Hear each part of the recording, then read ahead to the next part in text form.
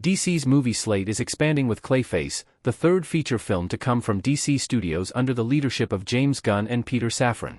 It comes from director James Watkins and writer Mike Flanagan and tells the story of Matt Hagen, a rising movie star who becomes made of clay after trying to fix his disfigured face. Its arrival comes as the DC universe is evolving in a major way. After having Zack Snyder lead the overall vision of the DC extended universe, soft rebooting his characters with new filmmakers, and making Elseworlds movies that take place in very different universes, Warner Bros. Placed Gunn and Safran in charge to usher in a new era of DC's cinematic stories. This has not meant completely doing away with the idea of making movies across multiple DC universes. Gunn's Superman was the beginning of the new DC universe. Matt Reeves and Robert Pattinson are gearing up for The Batman, Part 2 to be its own thing. There is even the uniquely animated movie dynamic duo in the works, which Gunn has confirmed will be another Elseworlds-style film. That may leave questions about how or if Clayface connects to any other DC movie universes. The first Clayface trailer sells the movie as a wholly standalone feature, one that doesn't include any major cameos from other familiar characters, like Batman. Reeves and Gunn, both serving as producers, may confuse some, but there's no need. This isn't a new Elseworlds movie and instead exists within the larger shared universe. Clayface is set in the same universe as James Gunn's Superman movie. Officially, Clayface will be the third movie to be part of Gunn's DCU. This movie exists in the exact same reality as Superman, as well as this summer's Supergirl. The Batman villain origin movie is the sixth DCU project overall, joining Peacemaker Season 2, Creature Commandos, and Lanterns. All these projects, and any that DC is developing for the future, are connected to Clayface, and it to them. The DCU status of Clayface was confirmed last year by Gunn. During an interview with IGN, he made sure to emphasize that Clayface is totally DCU and not part of Reeves' Batman crime saga, which includes the Batman movies and the Penguin.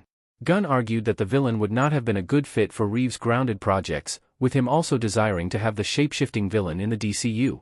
It was important that Clayface be part of the DCU. It's an origin story for a classic Batman villain that we want to have in our world. In fact, Clayface has already made his debut in the DCU. His full clay self was featured in 2 episodes of Creature Commandos Season 1. In the animated series, he was hired by Ilana Rostovic to kill a Themyscira scholar, Isla McPherson, which he successfully did. He fought the Creature Commandos and seemingly died, but Gunn later clarified that Clayface was still very much alive, via Blue Sky. With Clayface operating as the origin story for Matt Hagen, the upcoming DCU movie is technically a prequel to Gunn's franchise. It becomes the earliest set project in this world, as it must predate the events of Creature Commandos Season 1 by a good bit, which all happened prior to Superman and Peacemaker Season 2. Clayface might be an official DCU movie, but it is not expected to have many direct connections to the movies and shows that have already been released and take place earlier in the timeline. It's designed to be standalone and introduce a Batman villain to the franchise. Clayface paves the way for the DCU's Batman. The lack of major connections to the DCU does not mean Clayface isn't important for what is to come. The movie takes place in Gotham City, making this project a key piece in the patient approach Gunn's franchise is taking to introduce a new version of the Dark Knight. It's been reiterated many times that Pattinson's Batman is not joining the DCU, with the brave and the bold designed to be where audiences will be properly introduced to the new version of the iconic hero.